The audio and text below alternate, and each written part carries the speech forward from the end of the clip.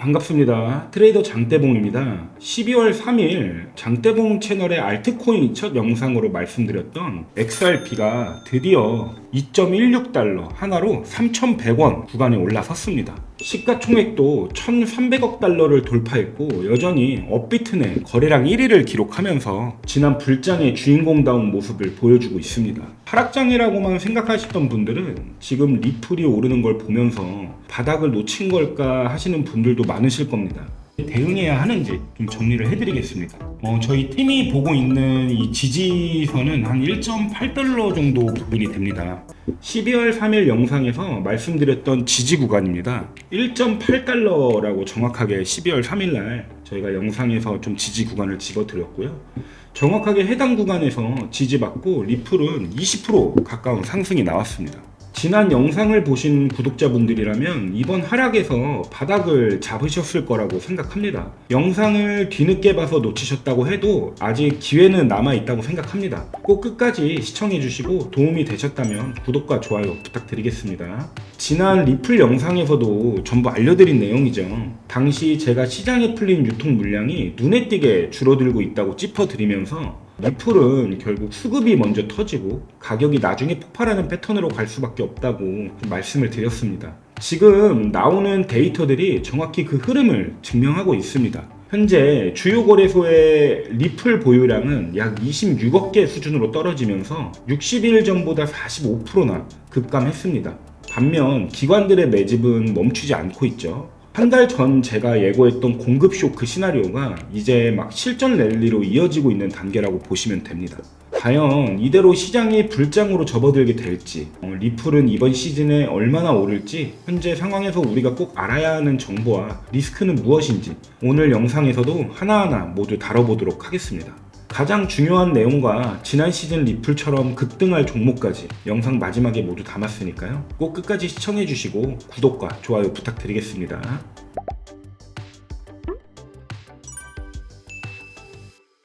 오지 않는 듯 했던 산타는 산타랠리 마지막 날 찾아오면서 비트코인은 주말간 큰 상승을 이뤄냈고 주봉이 바뀐 현재도 완만한 상승세를 보이고 있습니다. 최근 상승 후에 빠르게 상승분을 반납하던 패턴은 좀 깨졌다고 보시면 될 것 같고요. 시장은 정배열의 흐름으로 좀 들어간 모습입니다. 다만 아직 시장에 이슈가 많이 남아있고 지정학적 리스크 또한 존재합니다. 이대로 불장으로 이어질지와 수익을 보기 위한 대응은 장대봉 스터디룸에서 빠지지 않고 하나하나 브리핑 드리고 있고 계속해서 올려드릴 예정이니까 입장을 원하시면 댓글과 더보기란을 참고해서 입장해 주시면 됩니다. 미국 현물 ETF 출시 이후 XRP는 지금까지 30거래일 연속으로 단 하루의 유출도 없이 순유입만 이어지고 있습니다. 누적 유입 자금도 이미 13억 달러를 넘어섰습니다.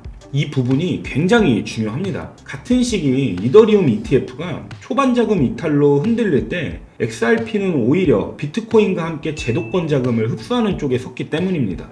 여기서 꼭 알고 가셔야 할 포인트가 하나 더 있거든요. 현재 ETF 발행사들이 이미 유통량의 1% 가까운 XRP를 락업해 놓은 상태라는 점입니다. 이 말은 곧 지금 시장에 실제로 사고 팔 수 있는 XRP가 계속 줄어들고 있다는 뜻입니다. 제가 이전 영상에서도 말씀드렸지만 시장에 풀려있는 물량이 줄어들기 시작하면 패턴은 항상 같습니다. 수급이 먼저 터지고 가격은 나중에 따라옵니다. 이 지점부터 리플을 보는 관점이 달라지기 시작합니다. 기관 입장에서 XRP는 이제 가격을 잠깐 밀어서 차익을 남기는 대상이 아니라 미리 확보해두지 않으면 안 되는 자산으로 보이기 시작합니다. 그래서 요즘 리플은 예전처럼 개인 투자자 심리에 휘둘리면서 다른 알트들이랑 같이 오르고 같이 빠지는 흐름에서 조금씩 벗어나고 있습니다. 쉽게 말해서 지금 리플은 사람들의 투자 심리로 가격이 형성되는 것이 아니라 세력의 스마트머니가 이동하면서 가격이 만들어지고 있다는 뜻입니다. 이제 리플을 이야기할 때 기준은 기대감이 아니라 실제 작동 여부입니다. 리플을 아직도 단순한 공급 코인으로만 본다면 많은 것을 놓치고 계신 겁니다. 최근 리플은 자체 스테이블 코인인 RLUSD를 이더리움 레이어 2인 베이스와 옵티미즘으로 확장했습니다. 여기서 중요한 건 어디로 확장했느냐가 아니라 어떤 방식으로 연결했느냐입니다.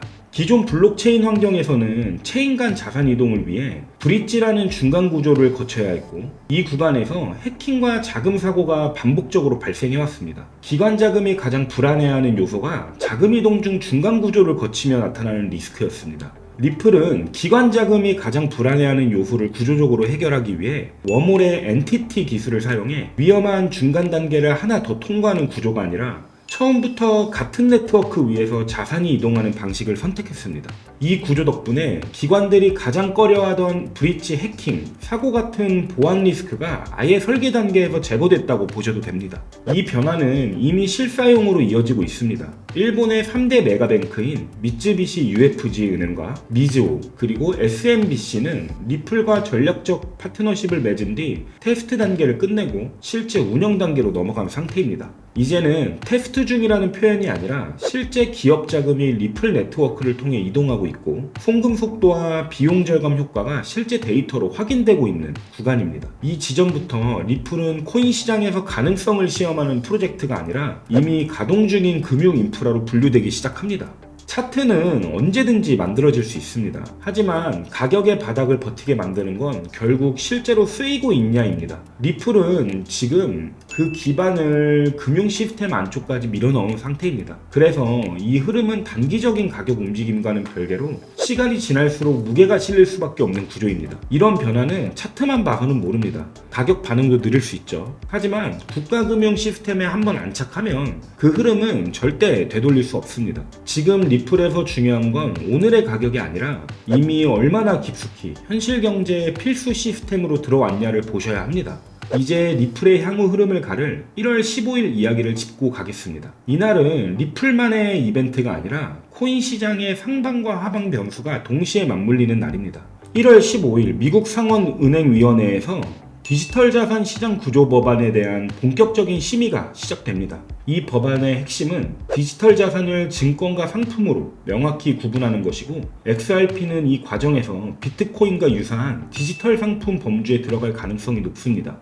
이게 중요한 이유는 단순합니다. 이 법안이 현실화가 되면 기관 투자자 입장에서 XRP를 둘러싼 가장 큰 질문이 바뀝니다. 그동안의 질문은 이 자산이 증권인가 아닌가였다면 이제는 포트폴리오에 얼마나 담아야 하는가로 이동하게 됩니다. 질문의 수준이 달라지면 들어오는 자금의 성격과 규모도 달라질 수밖에 없습니다. 다만 같은 날 제가 한 달 전부터 계속해서 언급했었던 코인 시장에 큰 변동성을 줄 수 있는 이벤트인 글로벌 지수 산출 기관인 MSCI가 암호화폐 보유 비중이 높은 DAT 기업들을 지수에서 제외할지 말지 여부를 최종 발표하는 날이기도 합니다. 만약 스트래티지처럼 비트코인 노출이 큰 기업들이 지수에서 빠질 경우 해당 지수를 추종하는 대규모 패시브 자금은 자동적으로 매도에 나설 수밖에 없습니다.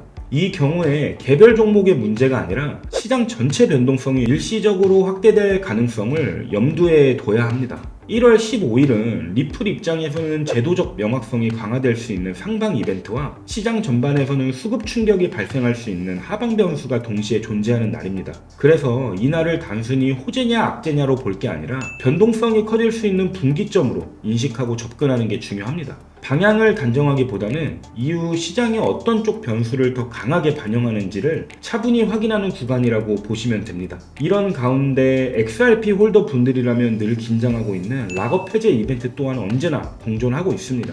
코인 시장 전반의 핵심 이벤트와 리플만의 독자적인 이슈들이 비슷한 시기에 겹쳐 있기 때문에 리플을 보유 중이신 분들은 평단가를 관리할 수 있는 주요 구간이 될 수 있고, 이미 익절하고 신규 진입자들을 기다리시는 분들은 바닥을 잡을 수 있는 기회의 자리가 될 수도 있습니다. 이 모든 대응에 대해서는 장대봉 스터디룸에서 모두 공유드리고 있고, 문자로 신청해주신 분들은 세분화된 일정과 포트폴리오까지 모두 제가 직접 확인해서 분석하고 답변 드리고 있습니다. 지금처럼 복잡한 시장은 단순히 차트만 24시간 들여다본다고 해서 답이 나오는 게 아닙니다. 결국 이런 싸움에서는 남들보다 빠른 정보력이 곧 힘이 됩니다. 그리고 그 정보들이 시장과 차트에 어떻게 반영되는가를 판단하는 게 진짜 트레이더로서의 기술이고 실력입니다. 저는 언제나 결과로 증명하고 있습니다. 아직도 구독을 안 하셨다면 꼭 구독해 주시고, 2026년에는 시청자분들이 전업 트레이더인 저보다 더 큰 수익 가져가시길 바라겠습니다. 지난 제로엑스 영상에서 제로엑스가 이렇게 상승할 때면 같은 패턴으로 오르는 종목이 있다고 말씀드렸습니다. 역시나 해당 종목은 영상 촬영 시점인 12월 31일, 업로드 날짜인 1월 1일부터 20%가 넘는 상승이 나와줬고, 아직 저는 이 상승이 끝나지 않았다고 생각하고 있습니다. 종목이 궁금하신 분들은 댓글과 더보기란을 통해서 요청 남겨주시길 바랍니다. 그리고 2024년도부터 25년까지가 리플의 해였다면 26년도에 리플을 뒤이을 종목 또한 저는 이미 정해져 있다고 보고 있습니다. 시장이 추구하는 방향성과 세력들의 자금은 이미 나와 있습니다. 이미 매수 구간과 익절 구간까지 모두 체크가 끝났고요. 저는 해당 종목이 최소 3배 이상 상승할 것이라고 보고 있습니다. 장대봉과 함께 시드의 우상향을 이어나가고 싶다면 화면에 보이는 번호로 종목 요청 문자를 남겨주시거나 스터디룸 입장 신청해주시면 제가 직접 확인하고 세부 대응 구간부터 원하시는 종목에 대한 피드백까지 하나하나 모두 체크해서 답변 드리도록 하겠습니다. 시장 특성상 영상에 다 담지 못한 핵심 정보들은 스터디룸에서 실시간으로 공유해드리고 있습니다. 시장을 바라보는 새로운 인사이트와 1월 15일 이전에 어떻게 대응을 해야 하는지 저희 장대봉팀의 구체적인 관점을 참고해보고 싶으신 분들은 더보기란에 있는 스터디 입장하기 링크를 통해 들어오시면 됩니다. 이번 2026년만큼은 모든 분들이 큰 수익을 통해서 코인 시장에서 새로운 부를 창출하고 졸업하시기를 기원하겠습니다. 오늘 영상이 도움이 되셨다면 구독과 좋아요, 알림 설정까지 꼭 부탁드리겠습니다. 감사합니다.